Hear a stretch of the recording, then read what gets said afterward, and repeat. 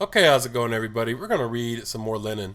This is Harmonious Organization and Dictatorship. This is a part of the immediate task of the Soviet government, written in March through April 1918. This is part 7, Harmonious Organization and Dictatorship. Let's go ahead and get into this. The resolution adopted by the recent Moscow Congress of Soviets advanced as the primary task of the moment the establishment of a quote-unquote harmonious organization, end quote, and the tightening of discipline. Everyone now readily votes for and subscribes to resolutions of this kind. But usually people do not think over the fact that the application of such resolutions calls for coercion. Coercion precisely in the form of dictatorship. And yet it would be extremely stupid and absurdly utopian to assume that the transition from capitalism to socialism is possible without coercion and without dictatorship. Marx's theory very definitely opposed this petty bourgeois democratic and anarchist absurdity long ago. And Russia of 1917 through 1918 confirms the correctness of Marx's theory in this respect so strikingly, palpably, and imposingly that only those who are hopelessly dull or who have obstinately decided to turn their backs on the truth can be under any misapprehension concerning this. Either the dictatorship of Kornilov, if we take him as the Russian type of bourgeois Kavnyak, or the dictatorship of the proletariat. Any other choice is out of question for a country which is developing at an extremely rapid rate with extremely sharp turns and amidst desperate ruin created by one of the most horrible wars in history. Every solution that offers a middle path is either a deception of the people or by the bourgeoisie. Is either a deception of the people by the bourgeoisie, for the bourgeoisie dare not tell the truth, dare not say that they need Kornilov, or an expression of the dull-wittedness of the petty bourgeois Democrats, of the Chernovs, Tseretellis, and Martovs, who chatter about the unity of democracy, the dictatorship of democracy, the General Democratic Front, and similar nonsense. Those whom even the progress of the Russian Revolution of 1917 through 1918 has not taught that a middle course is impossible must be given up for lost. On the other hand, it is not difficult to see that during every transition from capitalism to socialism, dictatorship is necessary for two main reasons, or along two main channels. Firstly, capitalism cannot be defeated and eradicated without the ruthless suppression of the resistance of the exploiters, who cannot at once be deprived of their wealth, of their advantages, of organization and knowledge, and consequently, for a fairly long period, will inevitably try to overthrow the hated rule of the poor. Secondly, every great revolution, and a socialist revolution in particular, even if there is no external war, is inconceivable without internal war, i.e. civil war, which is even more devastating than external war, and involves thousands and millions of cases of wavering and desertion from one side to another, implies a state of extreme indefiniteness, lack of equilibrium, and chaos. And of course, all the elements of disintegration of the old society, which are inevitably very numerous and connected mainly with the petty bourgeoisie, because it is the petty bourgeoisie that every war and every crisis ruins and destroys first, are bound to, quote, reveal themselves during such a profound revolution. And these elements of disintegration cannot reveal themselves otherwise than in an increase of crime, hooliganism, corruption, profiteering, and outrages of every kind. To put these down requires time and requires an iron hand. There has not been a single great revolution in history in which the people did not instinctively realize this and did not show salutary firmness by shooting thieves on the spot. The misfortune of previous revolutions was that the revolutionary enthusiasm of the people, which sustained them in their state of tension and gave them the strength to suppress ruthlessly the elements of disintegration, did not last long. The social, i.e. the class, reason for this instability of the revolutionary enthusiasm of the people was the weakness of the proletariat, which alone is able, if it is sufficiently numerous, class-conscious, and disciplined, to win over to its side the majority of the working and exploited people, the majority of the poor, to speak more simply and popularly, and retain power sufficiently long to suppress completely all the exploiters as well as the elements of disintegration.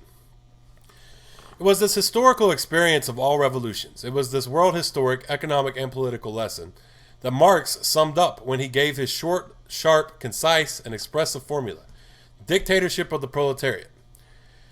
And the fact that the Russian Revolution has been correct in its approach to this world historic task has been proved by the victorious progress of the Soviet form of organization among all peoples and tongues of Russia.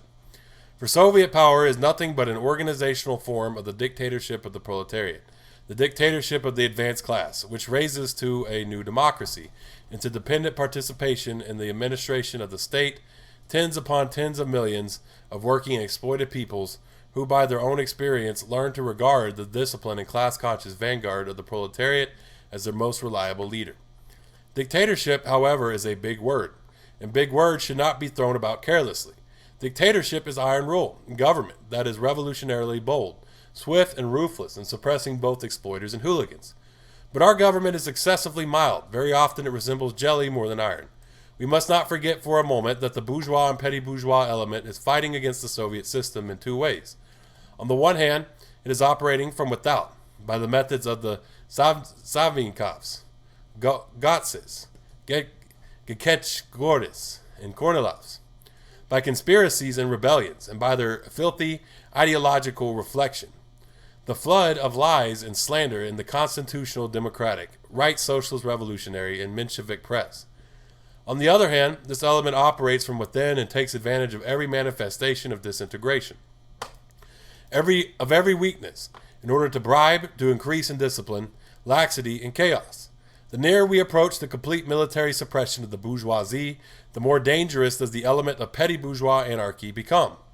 And the fight against this element cannot be waged solely with the aid of propaganda and agitation, solely by organizing competition and by selecting organizers. The struggle must also be waged by means of coercion. As the fundamental task of the government becomes not military suppression but administration, the typical manifestation of suppression and compulsion will be not shooting on the spot but trial by court. In this respect, also the revolutionary people, after October 25, 1917, took the right path and demonstrated the viability of the revolution by setting up their own workers' and peasants' courts, even before the decrees dissolving the bourgeois bureaucratic judiciary were passed. But our revolutionary and people's courts are incredibly weak. One feels that we have not yet done away with the people's attitude towards the courts as towards something official and alien, an attitude inherited from the yoke of the landowners and of the bourgeoisie. It is not yet sufficiently realized that the courts are an organ which enlists precisely the poor, every one of them, in the work of state administration. For the work of the courts is one of the functions of state administration. That the courts are an organ of the power of the proletariat and of the poor peasants. That the courts are an instrument for inculcating discipline. There is not yet sufficient appreciation of the simple and obvious fact that if the principal misfortunes of Russia at the present time are hunger and unemployment, these misfortunes cannot be overcome by spurts, but only by comprehensive, all-embracing, countrywide organization and discipline, in order to increase the output of bread for the people and bread for industry, fuel, to transport these in good time to the places where they are required, and to distribute them properly. It is not fully appreciated that, consequently, it is those who violate labor discipline at any factory, in any undertaking, in any manner, who are responsible for the suffering caused by the famine and unemployment. That we must know how to find the guilty ones and bring them to trial and ruthlessly punish them. Where the petty bourgeois anarchy against which we must now wage a most persistent struggle makes itself felt is in the failure to appreciate the economic and political connection between famine and unemployment. On the one hand, and general laxity in matters of organization and discipline on the other. In the tenacity of the small proprietor outlook, namely, I'll grab all I can for myself, the rest can go hang. In the rail transport service, which perhaps most strikingly embodies the economic ties of an organism created by large-scale capitalism, the struggle between the element of petty bourgeois laxity and proletarian organization is particularly evident. The administrative elements provide a host of saboteurs and bribe takers. The best part of the proletarian elements fight for discipline. But among both elements, there are, of course, many waverers and weak characters who are made unable to withstand the temptation of profiteering, bribery, personal gain obtained by spoiling the whole apparatus, upon the proper working, of which the victory over famine and unemployment depends. The struggle that has been developing around the recent decree on the management of the railways, the decree which grants individual executives dictatorial powers, or unlimited powers, is characteristic. The conscious, and to a large extent probably unconscious, representatives of petty bourgeois laxity would like to see in this granting of quote unquote unlimited, i.e. dictatorial powers to individuals a departure from the collegiate principle, from democracy, and from the principles of Soviet government. Here and there, among left socialist revolutionaries, a positively hooligan agitation, i.e. agitation appealing to the base instincts and to the small proprietor's urge to, quote, grab all he can, end quote, has been developed against the dictatorship decree. The question has become one of really enormous significance. Firstly, the question of principle, namely, is the appointment of individuals, dictators with unlimited powers in general, compatible with the fundamental principles of Soviet government? Secondly, what relation has this president, if you will, to the special task of government in the present concrete situation? We must deal very thoroughly with both these questions. That in the history of revolutionary movements, the dictatorship of individuals was very often the expression. The vehicle, the channel of the dictatorship of the revolutionary classes has been shown by irrefutable experience of history. Undoubtedly, the dictatorship of individuals was compatible with bourgeois democracy. On this point, however, the bourgeois denigrators of the Soviet system, as well as their petty bourgeois henchmen, always display sleight of hand. On the one hand, they declare the Soviet system to be something absurd, anarchistic, and savage, and carefully pass over in silence all our historical examples and theoretical arguments which prove that the Soviets are a higher form of democracy. And what is more, the beginning of a socialist form of democracy. On the other hand, they demand of us higher democracy than bourgeois democracy, and say personal dictatorship is absolutely incompatible with your Bolshevik, i.e. not bourgeois but socialist, Soviet democracy. These are exceedingly poor arguments. If we are not anarchists, we must admit that the state, that is, coercion, is necessary for the transition from capitalism to socialism. The form of coercion is determined by the degree of the development of the given revolutionary class, and also by special circumstances, such as, for example, the legacy of a long and reactionary war, and the forms of resistance put up by the bourgeoisie and the petty bourgeoisie. There is, therefore, absolutely no contradiction in principle between Soviet, that is, socialist, democracy, and the exercise of dictatorial powers by individuals. The difference between proletarian dictatorship and bourgeois dictatorship is that the former strikes at the exploiting minority in the interest of the exploited majority, and that it is exercised also through individuals, not only by the working and exploited people, but also by organizations which are built in such a way as to rouse these people to history-making activity. The Soviet organizations are organizations of this kind.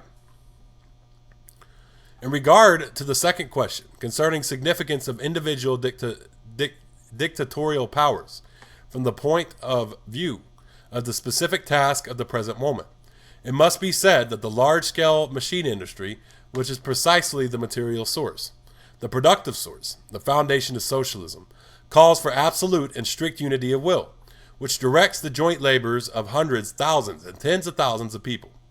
The technical, economic, and historical necessity of this is obvious, and all those who have thought about socialism have always regarded it as one of the conditions of socialism. But how can strict unity of will be ensured? By thousands of subordinating their will to do the will of one. Given ideal class consciousness and discipline on the part of those participating in the common work, the subordination would be something like the mild leadership of a conductor of an orchestra. It may assume the sharp forms of a dictatorship if ideal discipline and class consciousness are lacking. But be that as it may, unquestioning subordination to a single will is absolutely necessary for the success of processes organized on the pattern of large-scale machine industry. On the railways, it is twice and three times as necessary. In this transition from one political task to another, which on the surface is totally dissimilar to the first, lies the whole originality of the present situation. The revolution has only just smashed the oldest, strongest, heaviest of fetters, to which the people submitted under duress. That was yesterday. Today, however, the same revolution demands, precisely in the interest of its development and consolidation, precisely in the interest of socialism, that the people unquestionably obey the single will of the leaders of labor. Unquestioningly obey the single will of the leaders of the labor.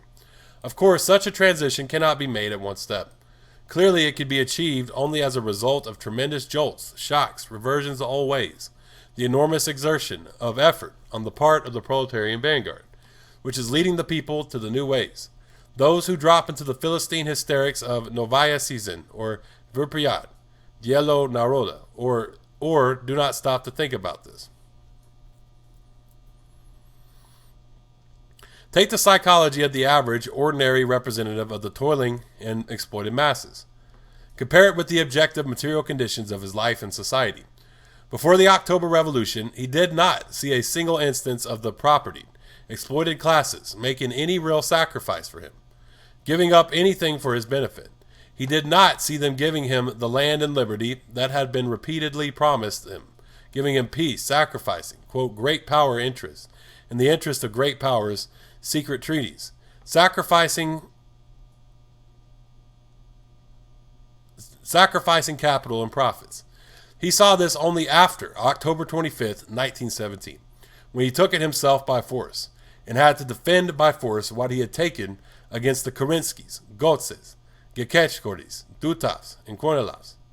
Naturally, for a certain time, all his attention, all his thoughts, all his spiritual strength were concentrated on taking a breath, on unbending his back, on straightening his shoulders, on taking the blessings of life that were there for the taking, and that had not always been denied him by the now overthrown exploiters. Of course, a certain amount of time is required to enable the ordinary working man not only to see for himself, not only to become convinced, but also to feel that he cannot simply, quote, take, snatch, grab things, that this leads to increased disruption, to ruin, to the return of the Kornilovs. The corresponding change in the conditions of life, and consequently in the psychology of the ordinary working men, is only just beginning. And our whole task, the task of the Communist Party, Bolsheviks, which is the class-conscious spokesman for the strivings of the exploited for emancipations, is to appreciate this change, to understand that it is necessary to stand at the head of the exhausted people who are wearily seeking a way out and lead them along the true path, along the path of labor discipline, along the path of coordinating the task of arguing at mass meetings about the conditions of work with the task of unquestioningly obeying the will of the Soviet leader, of the dictator, during the work. The, quote, mania for meetings, end quote, is an object of the ridicule, and still more often than spiteful hissing of the bourgeoisie, the Mensheviks, the Novaya Season people, who see only the chaos, the confusion of the outbursts of small proprietor egoism. But without the discussions at public meetings, the mass of the oppressed could never have changed from the discipline force upon them by the exploiters to conscious voluntary discipline. The airing of questions at public meetings is the genuine democracy of the working people. Their way of unbending their backs, their awakening to a new life, their first steps along the road which they themselves have cleared of vipers, the exploiters, the imperialists, the landowners, and capitalists, in which they want to learn to build themselves, in their own way for themselves, on the principles of their own Soviet, and not alien, not aristocratic, not bourgeois rule. It required precisely the October victory of the working people over the exploiters. It required a whole historical period in which the working people themselves could first of all discuss the new conditions of life and the new task in order to make possible the durable transition to superior forms of labor discipline, to the conscious appreciation of the necessity for the dictatorship of the proletariat, to unquestioning obedience to the orders of individual representatives of the Soviet government during the work. This transition has now begun. We have successfully fulfilled the first task of the revolution. We have seen how the mass of working people evolved in themselves the fundamental condition for its success. They united their efforts against the exploiters in order to overthrow them. Stages like that of October 1905, February and October 1917 are of world historic significance. We have successfully fulfilled the second task of the revolution, to awaken, to raise those very lower ranks, those quote-unquote lower ranks of society, whom the exploiters have pushed down and who only after October 25th, 1917, obtained complete freedom to overthrow the exploiters and to begin to take stock of things and arrange life in their own way.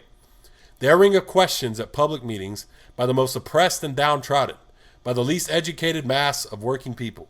They're coming over to the side of the Bolsheviks. They're setting up everywhere of their own Soviet organizations. This was the second great stage of the revolution. The third stage is now beginning. We must consolidate that we ourselves have won. That what we ourselves have decreed, made law, discussed, planned, consolidate. All this in stable forms of everyday labor discipline. This is the most difficult, but the most gratifying task, because only its fulfillment will give us a socialist system. We must learn to combine the, quote, public meeting, end quote, democracy of the working people, turbulent surging, overflowing its banks like a spring flood, with iron discipline, while at work, with unquestioning obedience to the will of a single person, the Soviet leader, while at work. We have not yet learned to do this. We shall learn it. Yesterday, we were minced by the restoration of bourgeois exploitation, personified by the Korilovs, Gotzes, Dutovs, Gekechkoris, and Bogayevskis. We conquered them. This restoration, this very same restoration, menaces us today in another form, in the form of the element of petty bourgeois laxity and anarchism, or small proprietor, quote, it's not my business, end quote, psychology, in the form of the daily, petty, but numerous sorties and attacks of this element against proletarian discipline. We must, and we shall, vanquish this element of petty bourgeois anarchy. Okay, yeah. So now, we only got one section left. It's going to be the conclusion. It's going to be a very short one. And then we will be done reading this pamphlet, The Immediate Task of the Soviet Government, written in 1918. So thank y'all for tuning in. You know, Facebook, Twitter, YouTube, TikTok, Tumblr, Medium. All of these are